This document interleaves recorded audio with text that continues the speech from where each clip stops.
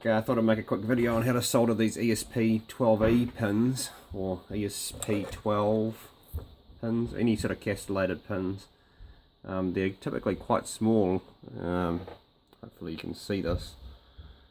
Firstly, you don't know what they're called because castellated pins are, there's no label on them saying they're castellated pins. But first thing to do is actually stick the ESP12 module onto it, into place on a circuit board.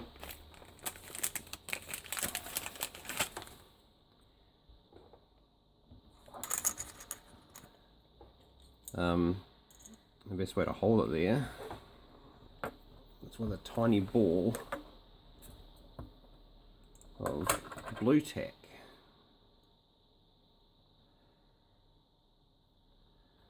There's blue tack stick on that. Yeah, there is blue tack stick on that, isn't there? Let's see if, I wonder if we can get it off. Then move it into place. Sits under there permanently.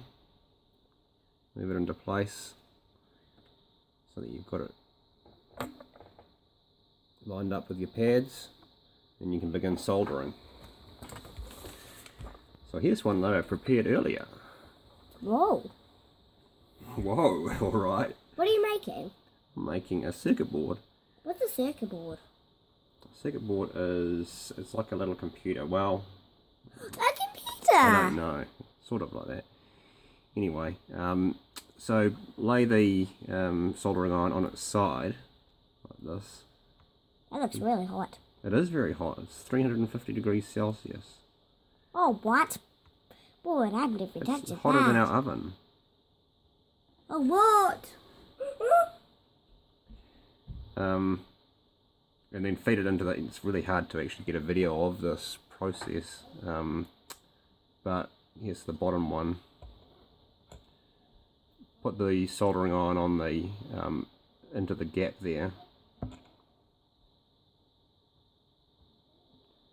and feed the solder into the gap between the pins. If you've got it, you've made your own boards and you use a copper clad bore. Daddy, Hold on. Is it hotter than a glue gun? Yes, it's hotter than a glue gun. If you've used your own board. A copper clad board, it will probably flow all onto the pads, but these professional boards with the solder masks are pretty forgiving.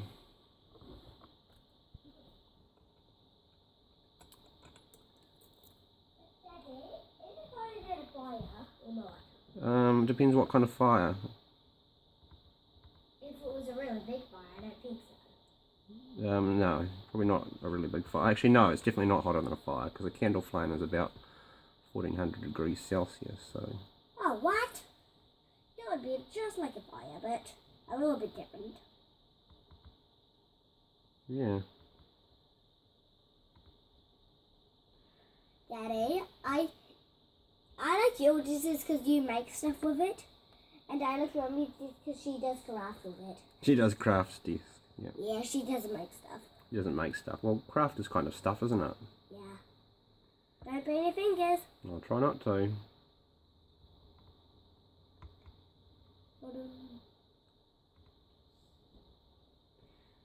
Another way you can get the solder onto the pins is actually just get a big daub of...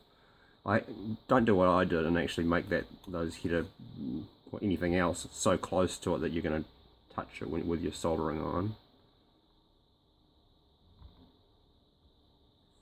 And then dab it onto the pin, into the castellation.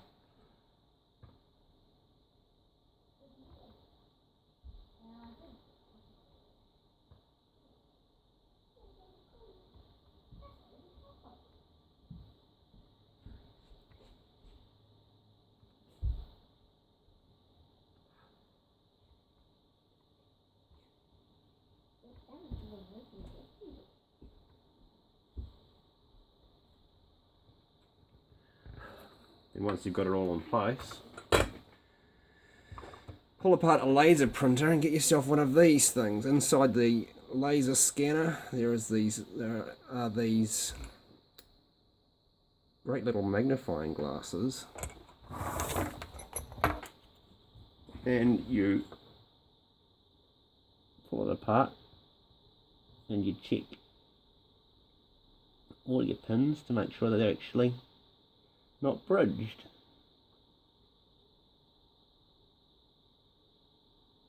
And again, if I'd left myself room, I'd be able to see the side ones better.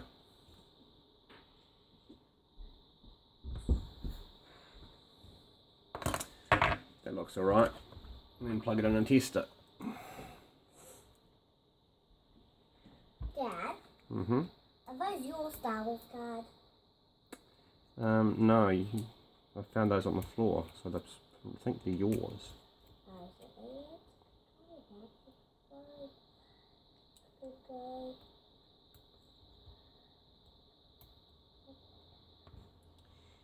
And if you've got I might as well show this. That humming you might have been hearing is 10 mAh, whatever that number is up there, power supply.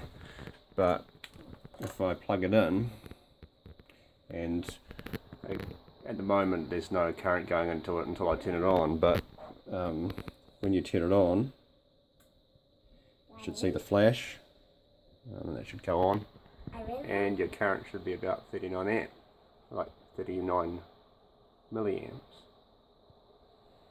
Daddy, I really want to put on that. I really want to do my exercising machine. No, we're not going to play on that.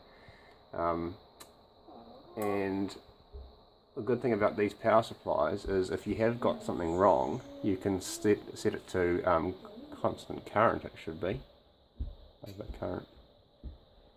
over current protection, and it won't draw any more than the limit that you suggest, so you don't blow stuff up. Anyway, that's that.